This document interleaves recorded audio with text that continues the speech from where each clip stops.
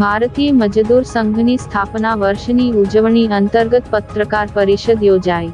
તારીખ 23 જુલાઈ 1955 ના રોજ ભોપાલ ખાતે ભારતીય મજદૂર સંઘની સ્થાપના થયેલ તેને 70 વર્ષ પૂર્ણ થતાં તેની માહિતી આપવા લિંક રોડ સ્થિત સંઘ કાર્યાલય ખાતે પત્રકાર પરિષદનું આયોજન કરવામાં આવ્યું હતું।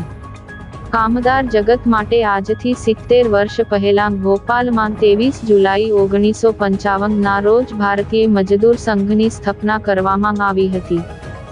જેની ભારતીય મજદૂર સંઘ દ્વારા ઉજવણી કરવામાં આવી રહી છે।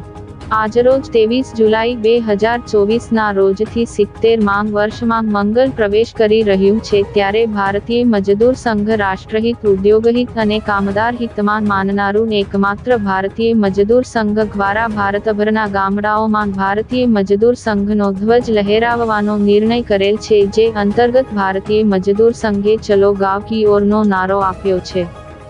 જેને લઈ ભરૂચ જિલ્લાના 737 ગામમાંથી 500 ગામમાં આજથી 23 જુલાઈ 2024 31 જુલાઈ 2024 દરમિયાન ભારતીય મજદૂર સંઘનો ધ્વજ લહેરાવવાનો છે, જેની માહિતી આપવા ગતરોજ સંઘ કાર્યાલય ખાતે ઉપસ્થિત BMSના પ્રદેશ મંત્રી પ્રતાપસિંહ ચૌહાણ, સુરત વિભાગના સહસંગઠન મંત્રી સુરેન્દ્રસિંહ રાજ, રાષ્ટ્રીય ઉપાધ્યક્ષ અંબાલાલ ચૌહાણ સહિતના આગેવાનોએ પત્રકાર પરિષદ યોજી ભારતીય મજદૂર સંઘના કાર્યોની માહિતી આપી હતી। प्रतापसिंह चौहान, भारतीय मजदूर संघ गुजरात प्रदेश मंत्री। 23 जुलाई 2024 थी भारतीय मजदूर संघ 70 वर्ष में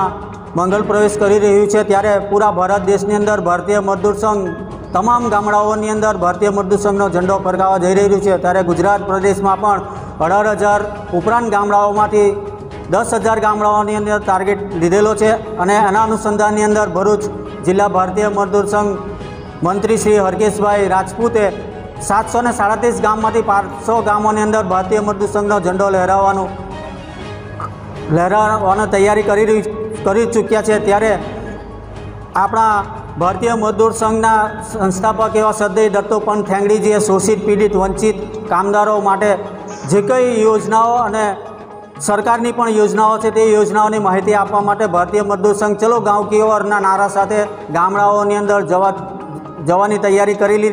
छे। एने अनुसंधाने 23 जुलाई 2024 थी 31 जुलाई 2024 ना एक अठवाडिया सुधी भरूच जिल्लाना तमाम गामडाओनी अंदर भारतीय मजदूर संघनो झंडो लहरावવાનો છે અને એની સાથે ગામડાઓના સરપંચ અને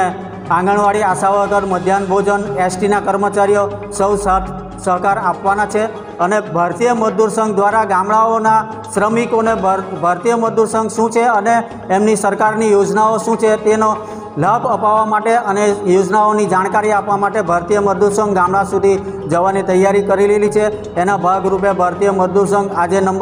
એક નંબર છે અને એક નંબર હોવાને નાતે અમારી વિશેષ જવાબદારી બને છે કે ભારતીય મજદૂર સંઘથી કોઈ અડજાણ ના રહે અને ગામડાઓના કર્મચારીઓને પણ ભારતીય મજદૂર સંઘની જાણકારી મળે તે હેતુથી અને ભારતીય મજદૂર સંઘની અંદર કામદારો જોડાય તે હેતુથી આજે આપની સમક્ષ પ્રેસ મીડિયાના માધ્યમથી તમામ કામદારોને જણાવવા માગું છું। અસ્તુ, ભારત માતા કી જય।